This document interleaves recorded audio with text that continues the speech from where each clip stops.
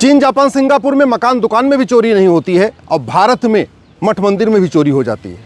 अरब, Dubai, Kuwait, Bahrain, Abu Dhabi में मकान दुकान में भी चोरी नहीं होती है और भारत में मठ मंदिर में भी चोरी हो जाती है। इसका मूल कारण ये है, हमने राम मंदिर तो बनाया, हमने कृष्ण मंदिर तो बनाया, हमने परशुराम जी के मंदिर बनाया, लेकिन राम नीति, कृष्ण नीति और परशु नीति लागू नहीं किया। भय बिन होए न प्रीत, सठे साठेम समाचरित, लोहा लोहे को काटता है, न रहेगा बांस न बजेगी बांसुरी, इस सिद्धांत को लागू ही नहीं किया। दुनिया के सबसे ईमानदार प्रधानमंत्री हमारे हैं, भारत के सबसे ईमानदार मुख्यमंत्री योगी जी हैं। इसके बावजूद भगवान श्री राम की जन्मभूमि में चोरी हो गई, और चोरी नहीं, एक तरीके से डकैती हुई है, क्योंकि केवल पैसा ही नहीं चोरी हुआ है, लोग बता रहे हैं कि उसमें सोने चांदी के जवाहरात भी चोरी हुए हैं, हीरे भी चोरी हुए हैं, वहाँ जो मूर्तियाँ आई हैं वो भी चोरी हुई हैं। ये तो जांच का विषय है। लेकिन चोरी जो हो गई है, क्या जिन लोगों ने चोरी किया है या डकैती किया है, इसमें किसी की सिटीजनशिप खत्म होगी क्या? नहीं, क्योंकि ऐसा कोई कानून तो है ही नहीं। क्या जिन लोगों ने राम मंदिर में चोरी किया है, इनको आजीवन कारावास होगा क्या? नहीं, ऐसा कोई कानून नहीं है। क्या जिन लोगों ने राम मंदिर में चोरी किया, इनकी सिटीजनशिप खत्म होगी क्या? बिल्कुल नहीं, ऐसा कोई कानून नहीं। राम मंदिर में चोरी और सामान ट्रेन में चोरी एक बराबर जैसा है। राम मंदिर में चोरी और आपके घर में चोरी एक बराबर है। हमारे पास ऐसा कोई कानून नहीं है जहां हमने उसमें स्पष्ट किया हो कि इतने रुपए की चोरी होगी तो इतने साल की सज़ा, इतने रुपए की चोरी होगी तो इतने साल की सज़ा, इतने रुपए की चोरी होगी तो इतने साल की सज़ा, मकान दुकान में चोरी होगी तो इतने साल की सज़ा और मठ मंदिर में चोरी होगी तो अलग सज़ा। ऐसा हमारे पास कोई कानून ही नहीं है। और कानून घटिया होता है तो कितना ही अच्छा मुख्यमंत्री हो, कितना ही अच्छा शासक हो, कितना ही अच्छी सरकार हो, भ्रष्टाचार कम नहीं होता है। दूसरी बात, जब हमारे पास और भी ऐसे हैं विषय, और भी हमारे मंदिर चल रहे हैं सरकार के कंट्रोल में, तो हमने वहाँ की बेस्ट प्रैक्टिस क्यों नहीं अडॉप्ट किया? हमने क्यों नहीं सुनिश्चित किया कि पूरे जो नोटों की गड्डियाँ हैं वो ट्रांसपेरेंट एक शीशे की दीवार में गिनी जाएंगी, और जो लोग गिनने जाएंगे वो अंडरवियर भी नहीं पहनेंगे, सिंपल धोती पहन के जाएंगे, ना ऊपर बनियान पहनेंगे, ना नीचे अंडरवियर पहनेंगे, सिंपल धोती पहन के जाएंगे। ये व्यवस्था हमने क्यों नहीं किया? दूसरा, करेंसी को अलग अलग सेग्रीगेट करने के लिए हमने प्रॉपर व्यवस्था क्यों नहीं किया? तीसरा, हम कैश में डोनेशन ले क्यों रहे? जब सब कुछ डिजिटलाइजेशन हो गया है तो हमने वहीं जगह जगह स्टिकर क्यों नहीं लगा रखा है? पूरे जहाँ से दर्शनार्थी गुजरते हैं हर 10 मीटर के ऊपर एक स्टिकर लगा दें और वहाँ पे ऑनलाइन डोनेशन की व्यवस्था कर दें। कैश आएगा नहीं, न रहेगा बांस न बजेगी बांसुरी। अगर कैश ही नहीं आएगा तो लोग चोरी कैसे करेंगे? एक और भी व्यवस्था कर सकते हैं, ऑनलाइन में भी हम उसको सेग्रीगेट कर दें कि आप जो डोनेशन दे रहे हैं वो भगवान के लिए दे रहे हैं, या स्कूल कॉलेज खोलने के लिए डोनेशन दे रहे हैं, या हॉस्पिटल बनाने के लिए डोनेशन दे रहे हैं, या यूनिवर्सिटी बनाने के लिए डोनेशन दे रहे हैं, या गौशाला बनाने के लिए डोनेशन दे रहे हैं, वहाँ पे गुरुकुल चलाने के लिए डोनेशन दे रहे हैं। इसका भी हम सेग्रीगेट कर देते हैं कि वहीं पे आदमी आराम से अपने आप सेलेक्ट कर ले कि या गरीब बच्चों की शादी विवाह के लिए डोनेशन दे रहे हैं, जिस मद में डोनेशन दे रहे हैं उस मद में डोनेशन जाए, उससे हिंदुओं का कार्य भी होता रहेगा। और सबसे इम्पॉर्टेंट ये, एक भी जब मस्जिद सरकार के कंट्रोल में नहीं है तो हमारे मंदिर सरकार के कंट्रोल में क्यों नहीं है? क्यों है?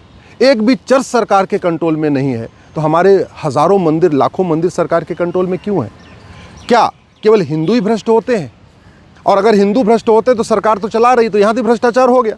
इसका मतलब अगर आपको लगता है केवल पंडा पुजारी भ्रष्टाचार करते हैं तो सरकार ने टेक ओवर कर लिया, ये बहाना है कि नहीं करप्शन हो जाएगा। तो करप्शन तो ऐसे ही हो रहा है। कहाँ नहीं करप्शन हो रहा है? किस मंदिर में करप्शन नहीं हो रहा है? सरकारें जहाँ मंदिर में चला रही हैं, जहाँ मंदिर पर उन्होंने सीईओ बैठा रखा है या कोई चैरिटी कमिश्नर बैठा रखा है, वहाँ भी लूट हो रही है, वहाँ भी भ्रष्टाचार हो रहा है। सबसे बड़ा एग्जाम्पल तो भगवान श्री राम का मंदिर है। यहाँ क्या क्या हो रहा है?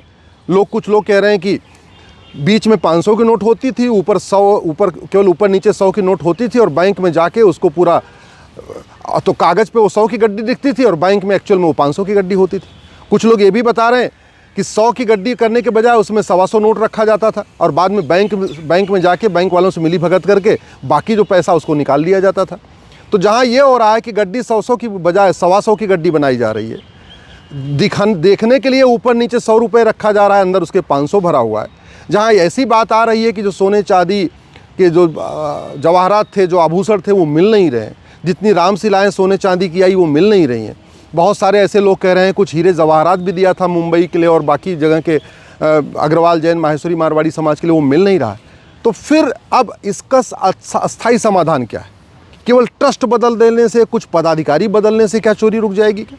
या आपको सिस्टम बदलना पड़ेगा? और सिस्टम पहले भी तो हमारे मठ मंदिर चलते थे, पहले क्यों नहीं था? पहले क्या व्यवस्था थी? इसलिए मैं सरकार से निवेदन कर रहा हूँ, सबसे पहले कि यूनिफॉर्म एंडाउमेंट कोड बनाइए, समान धर्मस्थल संहिता। ऐसे नहीं होना चाहिए कि राम मंदिर तो सरकार के कंट्रोल में रहेगा लेकिन जामा मस्जिद सरकार के कंट्रोल में नहीं रहेगी। ऐसा नहीं होना चाहिए कि सिद्धिविनायक मंदिर सरकार के कंट्रोल में रहेगा, हाजी अली की दरगाह सरकार के कंट्रोल में नहीं रहेगी। ऐसा नहीं होना चाहिए कि वैष्णो देवी का मंदिर सरकार के कंट्रोल में रहेगा लेकिन हज़रत बल की दरगाह सरकार के कंट्रोल में नहीं रहेगी। ऐसा नहीं होना चाहिए कि पुष्कर जी का मंदिर सरकार के कंट्रोल में रहेगा लेकिन अजमेर शरीफ की दरगाह सरकार के कंट्रोल में नहीं रहेगी। ऐसा नहीं होना चाहिए कि कालका जी के मंदिर का सारा चढ़ावा सरकार लेगी लेकिन निज़ामुद्दीन दरगाह का चढ़ावा सरकार नहीं लेगी। ये एक देश में दो विधान क्यों चल रहे भैया? अगर आपको चर्च नहीं चलाना है, आपको मस्जिद नहीं चलाना है, मज़ार दरगाह से 1 रुपये नहीं लेना, तो आप मठ मंदिर के ऊपर आप शासन को क्यों बैठा रहे हो? क्यों वहाँ पे सरकारी लोगों को बैठा रहे हो? और अगर बैठाना ही है तो पहले एक यूनिफॉर्म इंडाउमेंट कोड बनाओ, समान धर्मस्थल संहिता बनाओ। पैसे कैसे होंगे, पैसे किस काम में आएंगे, पैसे किसके काम में आएंगे? ऐसा तो नहीं हो सकता कि मस्जिद का पैसा, दरगाह का पैसा, मज़ार का पैसा सारे मुस्लिम अपने काम में लेंगे और अपना इस्लाम फैलाने के काम में लेंगे। चर्च का सारा पैसा क्रिश्चियन अपने क्रिश्चियनिटी को फैलाने में लेंगे और जो मठ मंदिर में चढ़ावा आएगा उसको सरकार ले लेगी, उससे सड़क बनाएगी, रोड बनाएगी। क्यों? फिर तो जो मठ मंदिर में पैसा आ रहा है उससे गुरुकुल बनना चाहिए, उससे गौशाला बनना चाहिए, वैसे वेधशाला बनना चाहिए, उससे व्यायामशाला बनना चाहिए, उससे जो है अपना आयुर्वेदशाला बननी चाहिए, उससे भोजनालय बनना चाहिए, उससे लंगर चलना चाहिए, उससे जो है गरीब कन्याओं का विवाह होना चाहिए, उससे वहाँ पे एक विवाह केंद्र बनना चाहिए। फिर तो हिंदुओं का पैसा, जो हिंदू का चढ़ावा हिंदुओं के काम आना चाहिए। हिंदुओं का पैसा सेकुलर हो गया, वो सरकार लेगी, और बाकी लोगों का पैसा सेकुलर नहीं है, वो उनकी कम्युनिटी के लोग लेंगे। ये जो दोहरा मापदंड है ये ख़त्म होना चाहिए। भारत का संविधान कहता है, आर्टिकल 25 और 26 फ्रीडम ऑफ रिलीजन भी है और अपने अपने धार्मिक स्थानों का रखरखाव का पूरा अधिकार है। मेरा एक सवाल फिर से रिपीट कर रहा हूँ, जब एक भी मठ मंदिर एक भी मस्जिद सरकार के कंट्रोल में नहीं, एक भी मज़ार सरकार के कंट्रोल में नहीं, एक भी दरगाह सरकार के कंट्रोल में नहीं, एक भी चर्च सरकार के कंट्रोल में नहीं, तो फिर 4 लाख मठ मंदिर सरकार के कंट्रोल में क्यों है?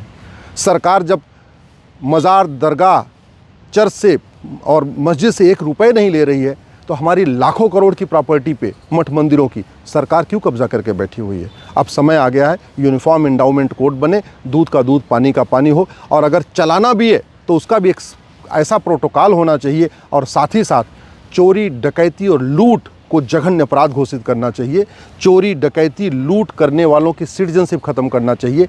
चोरी, डकैती, लूट करने वालों को कम से कम 10 से 20 साल की सज़ा का प्रावधान होना चाहिए, तब जाके ये ठीक होगा। नहीं तो जो धब्बा लगा है राम मंदिर में, जो लूट हुई है ना, आने वाली सदियाँ इसको भूलेंगी नहीं, क्योंकि ये सब रिकॉर्ड पे आ रहा है। इसलिए मैं हाथ जोड़ के निवेदन कर रहा हूँ, नियम कानून बदलिए, सिस्टम बदलिए।